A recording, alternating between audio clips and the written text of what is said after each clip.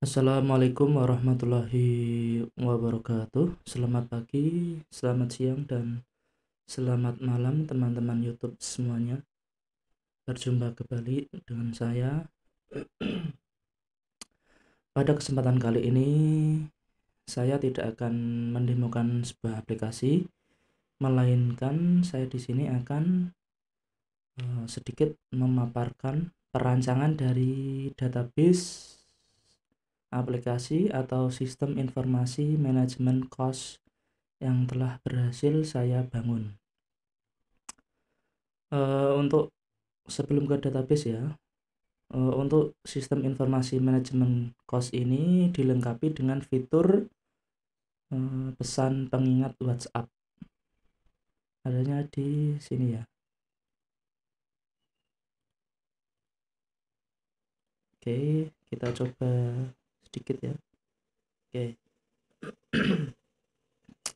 Di sini ada tombol WhatsApp ya, untuk mengingatkan bagi penghuni yang belum melakukan pembayaran setelah tanggal 10 seperti itu ya. Oke, langsung saja kita ke database. Di dalam perancangan database dari sistem informasi manajemen cost terdapat struktur 5 tabel, yaitu tabel bulan, tabel kamar, tabel pengguna, tabel penghuni, dan tabel tagihan. Agar lebih menarik dan lebih enak ya, mari kita menuju ke desain relasi tabel ya dari database sistem informasi manajemen cost ini. Kita menuju ke desainer. Oke. Jadi seperti ini tampilan relasi dari beberapa tabel yang telah dirancang menjadi database sistem informasi manajemen cost.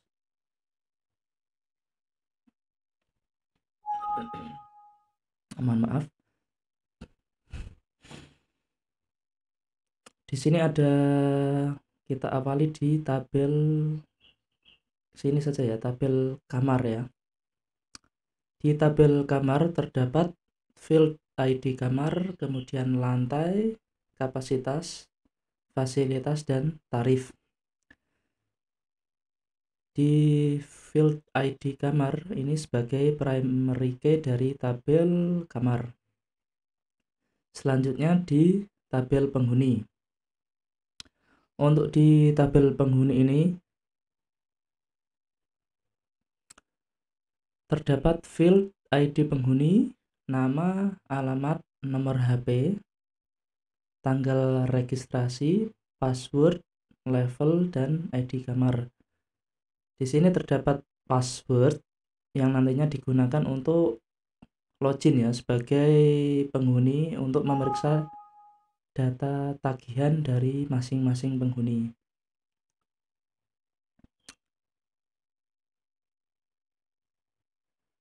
Dan di sini ada ID kamar yang bersifat sebagai kunci tamu atau foreign key yang berelasi dengan ID kamar dari tabel kamar.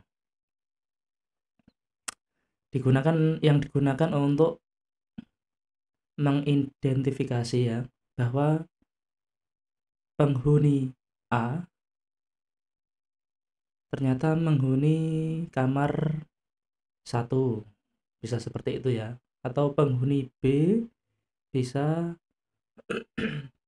menghuni kamar B seperti itu, dan seterusnya ya, sesuai dengan yang kita atur di aplikasinya. Setelah tabel penghuni, kita masuk ke tabel tagihan ya. Di sini tabel tagihan terdapat field ID tagihan, bulan, tahun, ID penghuni tagihan yang bertipe data integer ya. Kemudian status yang memiliki nilai BL dan LS. BL untuk belum membayar dan LS untuk lunas ya. Kemudian tanggal bayar. Untuk field ID penghuni di tabel tagihan ini bersifat foreign key atau kunci tamu yang berrelasi dengan ID penghuni yang berada di tabel penghuni.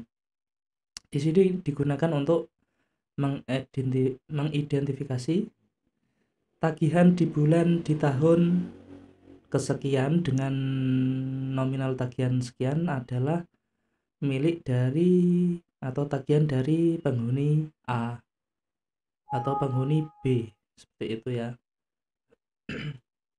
Dan di sini juga terdapat field bulan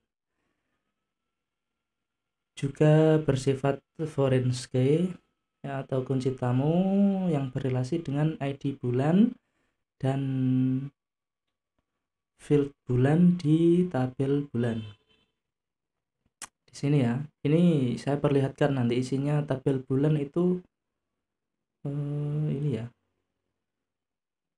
Nah, ini saja ya, ID bulan 01 sampai 12 dan bulannya Januari sampai Desember, seperti itu ya. Kita kembali ke sini ya.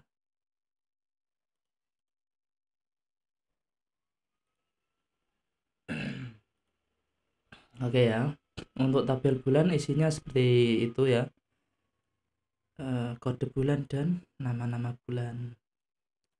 Selain itu, selain dari 4 tabel sebagai tabel transaksi ya, di sini juga dibuatkan tabel pengguna untuk menampung apa itu namanya, tabel pengguna, tabel untuk menampung data administrator ya. Mohon maaf ya, saya ulangi. Untuk tabel pengguna ini digunakan untuk menampung data administrator ya. Di sini ada ID pengguna sebagai primary key, nama pengguna, username, dan password yang digunakan untuk proses login dari admin ke sistem. Dan di sini juga ada level ya. Ini ada sedikit kesalahan karena di aplikasi untuk levelnya hanya satu ya, administrator, maka kita rubah saja ya sekalian. Di sini kita tidak administrator dan petugas ya, kita administrator saja ya. Kita menuju ke tabel pengguna, kita menuju ke struktur. Ini kita rubah saja ya, jangan enum.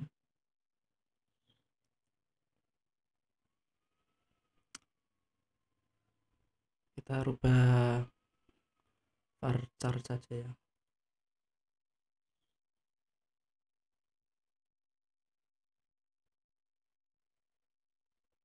Maaf, char 50.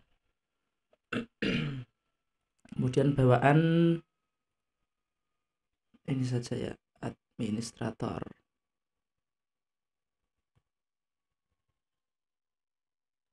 Oke. Untuk level, maka isian secara defaultnya adalah administrator. Kita simpan. Nah, berhasil ya. Oke. Karena di sini untuk pembuatan pengguna sistemnya ya, tidak ada pilihan untuk membuat level, apakah itu level admin atau petugas ya. Di sini cuma memasukkan nama pengguna, username, dan password. Oke.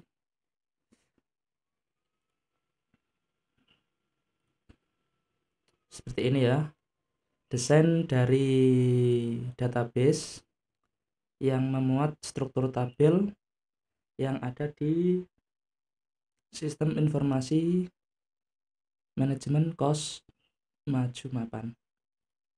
Oke, bagi teman-teman yang ingin mendapatkan aplikasi ini ya, link downloadnya atau link untuk mengunduh aplikasi ini sudah saya letakkan di deskripsi video. Dan juga jika teman-teman ingin mendapatkan file SQL atau file database, link download sudah saya letakkan juga di deskripsi. Silakan di-download dan dikembangkan sesuai dengan kebutuhan teman-teman masing-masing. Mungkin itu saja ya paparan dari perancangan database sistem informasi manajemen kos maju mapan. Saya akhiri, akhir kata, semangat dan terus belajar. Wassalamualaikum warahmatullahi wabarakatuh.